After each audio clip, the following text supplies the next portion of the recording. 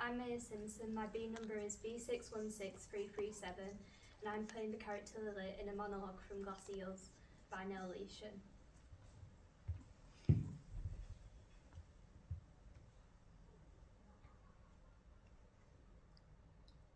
She came down here at night.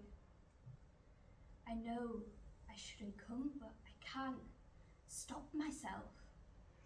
I know she came here, sat here, swam in there.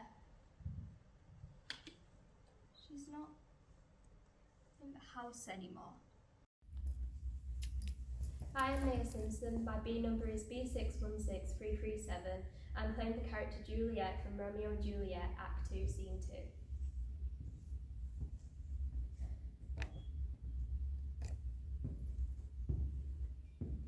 Thou knowest the mask of the night is on my face, or else would a maiden blush bepaint my cheek, for which thou hast heard me speak tonight.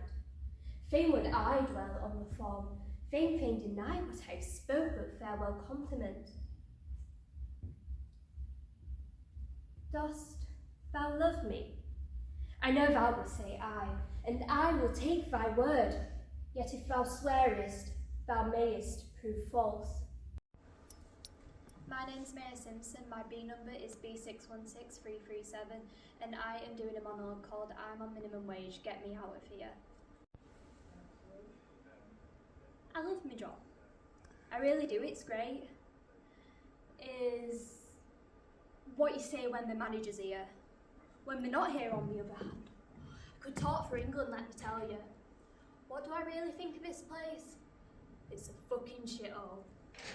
Between the whining customers, the whining staff and the whining managers, God help me. And the questions, the things I get asked. Do chicken nuggets contain milk? This, ladies and gentlemen, is another episode of I'm on minimum wage, get me out of here. I started going down at night, and if we had one in, I'd lift the sheet off their faces. I used to think that if I looked at them well enough, I could bring them back to life, make them breathe again. Oh, gentle Romeo, if thou dost love me, pronounce it faithfully. Or, if thou thinkst I'm too quickly won, I'll frown and be perverse and say thee nice, so thou wilt woo, and not else for the world. You do meet all sorts of people when you're working in a pub. There's the regular who comes in every day like he's training for the Olympics, sitting at the bar event. I swear, if you could win medals for down in pints, he'd beat Michael Phelps' bar establishment. Then, there's the first timers who walk into this place like it's a museum. What do you do on draft? I don't know, sir. Why don't you look at all the lovely pumps we've got displayed on bar? Then, there are the people who are just straight up idiots. Pint of Madre and a pint of San Miguel for you. Which one's which? Well, the Madre is in the Madre glass, and the San Miguel is in the San Miguel glass. Then they look at me like I'm the one with half a brain cell. One night, there was a new one there. I took the sheet, peeled it down, stood and stared. It was my mother. No, don't look at me. It had happened late at night and no one had woken me to tell me. That's how I found out. Her skin streaked with mud, her hair still damp from the river, a piece of weed in it. I stood there and tried to bring her back to life, tried to get her chest to move again. Nothing happened.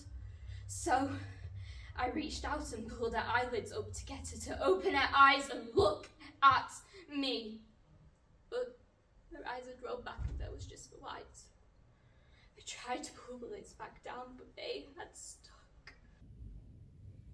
In truth, fair Montague, I am too fond, and therefore thou mayst think my behaviour light. But trust me, gentlemen, I will prove more true than those who have more cunning to be strange. I should have been more strange, I must confess, but that thou'st overheard ere I was ware my true love passion. Therefore pardon me, and not impute this yielding to light love, which dark night hath so discovered. Don't even get me started on my drinks orders.